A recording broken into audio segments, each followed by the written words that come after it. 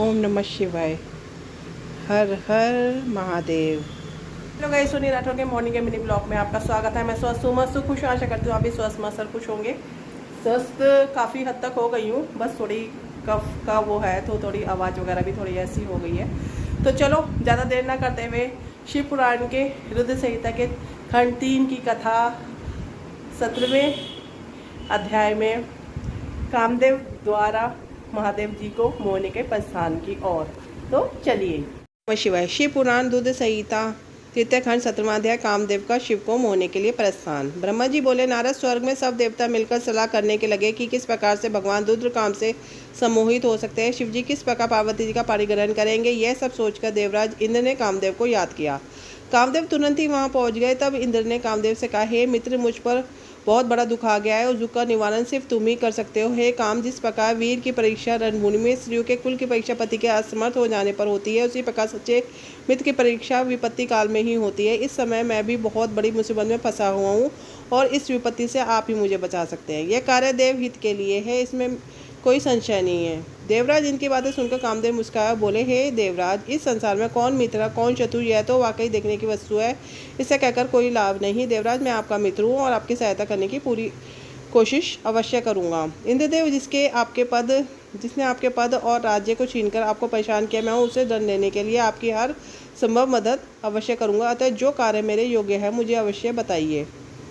कामदेव के इस कथन को सुनकर इंद्रदेव बड़े प्रसन्न हुए और उनसे बोले, हे तात, मैं जो कार्य करना चाहता हूँ उसे सिर्फ आप ही पूरा कर सकते हैं। आपके अतिरिक्त कोई भी उस कार्य को पूरा करने की विषय में सोच भी नहीं सकता। तारक नाम का एक प्रसिद्ध दैत्य है। तारक ने माँ जी की घोर तपस्या करके वरदान प्राप्त किया है। तारक अजय हो गया है, अब पूर्णतः निश्चित होकर पूरे संसार को कष्ट दे रहा है। वह धर्म का नाश करने के आतुर है। उसने सभी देवी देवताओं को, ऋषि मुनियों को दुखी कर रखा है। हम देवताओं ने उससे युद्ध किया, परंतु उस पर अस्त्र शस्त्रों का कोई प्रभाव नहीं पड़ा। यही नहीं, स्वयं श्रीहरि का सुदर्शन चक्र भी तारक का कुछ नहीं बिगाड़ सका।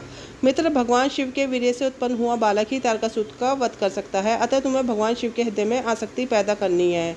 भगवान शंकर इस समय हिमालय पर्वत पर तपस्या कर रहे हैं और देवी पार्वती अपनी सखियों के साथ मिलकर महादेव जी की सेवा कर रही है। ऐसा करने के पीछे देवी पार्वती का उद्देश्य प्रभु शिव को पति रूप में प्राप्त करना है, परंतु भगवान शिव तो परम योगी है, उनका मन सदैव ही वश में है। हे कामदेव, आप कुछ ऐसा करें, भगवान शंकर के हृदय में पार्वती का निवास हो जाए, वह उन्हें अपनी प्राण वल्लभा बना और उनका पारिग्रहण करें। आप कुछ ऐसा करें जिससे देवताओं के सभी कष्ट दूर हो जाए और हम सभी को तारकासुर दैत्य से हमेशा के लिए छुटकारा मिल जाए। यदि कामदेव आप ऐसा कार्य करने में सफल हो जाएंगे, हम सदैव आपके आभारी रहेंगे। ब्रह्मा जी बोले, नारद, देवराज इनके कथन सुनकर कामदेव को मुख प्रसन्नता से खिल गया। तब कामदेव देवराज से कहने लगे कि मैं इस कार्य को अवश्य करूंगा। इंद्र देव को कार्य करने का आश्वासन देकर कामदेव अपनी पत्नी रति और वसंत को अपने साथ लेकर हिमालय पर्वत पर चल दिए, जहाँ शिवजी जी तपस्या कर रहे थे। इसी के साथ रुद्र संहिता का 17वां अध्याय पूर्ण होता है। ओम नमो पार्वती पते नमः। हर हर महादेव। को शिव पुराण का 17वां अध्याय सुनाया तो थोड़ी आवाज़ वैसी हो रखी है, थोड़ी मतलब वायरल तो ठीक हो गया है, लेकिन जो कफ के कारण जो हम गला हो रखा है थोड़ा वैसा हो रखा है। और अब जो ये वीकनेस हो गई है तो थोड़ा टाइम लगेगा, इसको 2-4 दिन लगते हैं। और इसी बीच रक्षाबंधन का त्यौहार आ गया है, तो अपने आप को ज़बरदस्ती, वैसे तो इतनी जल्दी हार मानते नहीं है, लेकिन जब ऐसा भी नहीं है कहता कि लेटे रहने का मन करता है, कुछ नहीं काम करने के लिए खड़े ही होते हो, तो मतलब जैसे इसमें वायरल में क्या होता है, कहता है कि पैर के नीचे गर्माहट इतनी लगती है, ऐसा लगता है कि हम उस पर खड़े हुए हैं। जैसे किचन में भी काम करो ना, ऐसा लगता है कि अंगारों के ऊपर काम कर रहे हैं। मतलब काम हाथ से करने का मन कर रहा है, लेकिन खड़ा ही नहीं हो जाता है बिल्कुल। बस यही दिक्कत होती है। बाकी तो मेरे को कोई काम करने में दिक्कत नहीं हुई, घर के सारे काम मेरे पूरे किए। जबकि मेरे को कहता है कि एक दो ने कहा भी, कहता है कि कोई काम हो तो बता देना। मेरी दुरानी वगैरह ने कहा भी कुछ बना के देना हो तो, सास की बहू है, उसने पूछा भी, लेकिन मैंने कहा सबसे बड़ी हमारे घर में प्रॉब्लम ये है कि हमारे घर में खाते ही नहीं मेरे हाथ का या बाज़ार का, 2 ही चीज़ें चलती हैं जो ये खाते ही नहीं है। तो फिर इस करके मैंने कहा कि बस चाहे रो के बना के दो, चाहे हंस के बना के दो, इनको मैं ही बना के दूँगी। तो तुमने पूछ लिया, उसका ही बहुत बहुत धन्यवाद। तो बस यही है, जैसे कि अब रक्षाबंधन का त्यौहार आ गया है, तो शॉपिंग के लिए ऐसे क्या है, शॉपिंग के लिए मेरे तो सूट वगैरह बहुत काफ़ी रखे हुए हैं पैक। अभी उनकी पैकिंग भी नहीं उतरी है, जो काफ़ी है। पैकिंग भी नहीं खुली है। तो उनमें से देखूँगी कौन सा सूट हस्बैंड का था कि हस्बैंड ने क्या पहनना है वो डिसाइड कर लिया, बेटे ने क्या पहनना है बेटे का डिसाइड कर लिया। बस मेरा 2 सूट हैं, उसमें बस थोड़ा वो चल रहा है कि ये इस कलर का पहनूँ, ये इस कलर का पहनूँ। तो थोड़ा मैं कॉम्बिनेशन त्योहार के फेस्टिवल के टाइम सोचती हूँ कि थोड़ा हस्बैंड से मैचिंग वाला ही मेरा थोड़ा कॉम्बिनेशन हो जाए, क्योंकि आजकल मैचिंग का ट्रेंड चल रहा है। तो बस यही है। और करने हैं मार्केट के काम, पार्लर से रिलेटेड काम। पार्लर से रिलेटेड काम यही थ्रेडिंग वगैरह बनवानी है। और ज़्यादा मैं फेस वगैरह पे बार बार कुछ नहीं बाहर से छिड़वाती, क्योंकि एक बार मेरा फेस ख़राब हो चुका था। हल्के छोटे छोटे जैसे दाने से है ना, पिंपल से निकल आए थे, उसका स्किन ट्रीटमेंट हुआ था फिर मैंने। इस करके मैं ज़्यादा पंगे फेस से अपने लेती नहीं। तो जो कट करना होता है हल्का फुल्का घर में ही कर लिया, और कुछ नहीं, बस शेडिंग करानी है और बस वैक्स करानी है, बस ये काम। और देखूंगी शायद मैं कल जाऊं उसके लिए।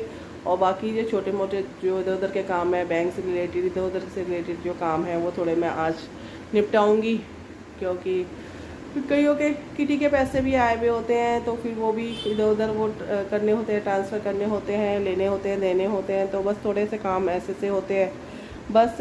और थोड़ा मार्केट का दोपहर को खाने के लिए सोचूं कि पनीर ही बना दूँ, तो पनीर लेने आना है। वही शायद थोड़ा लेट ही आएगा, बस यही बात है। और बस ये है, थोड़ी आज से सफाई वगैरह भी स्टार्ट कर दूँगी। बैक पीछे के कमरों की, बाकी कमरों की तो होती है सही से। पीछे के कमरों के ऊपर ये है कि एक रूम जो होता है, जो बिला वाला रूम है, वो थोड़ा स्टोर की तरह रहता है। तो थोड़ा कपड़े जैसे उतारा, वंश ने उधर ही रख दिए, वो रख दिए, थोड़ा उसका आज काम करना है। थोड़ा सारी सेटिंग थोड़ी करनी है। थोड़ा ड्रेसिंग टेबल, ड्रेसिंग जो है वहाँ की साइड का थोड़ा सा नया वो लगाऊंगी, जिसके ऊपर सामान वामान रखते हैं, नया रैक लगाऊंगी वहाँ पे। बस थोड़ा बहुत काम है, ऐसे ऐसे करके मैं आज अपना दिन पार करूँगी। धीरे धीरे करके ही बनानी है। फिर कल जाऊँगी, कल थोड़ा कन्फेक्शनरी का सामान लेके आना पड़ेगा जो, और कल ही पार्लर का काम निपटाऊँगी, जो भी मेरा पार्लर का। अभी पक्का ये भी नहीं है कि मैंने जाना, हो सकता है मैं घर में भी बुला लूँ, तो अभी कुछ है नहीं, बस यही है।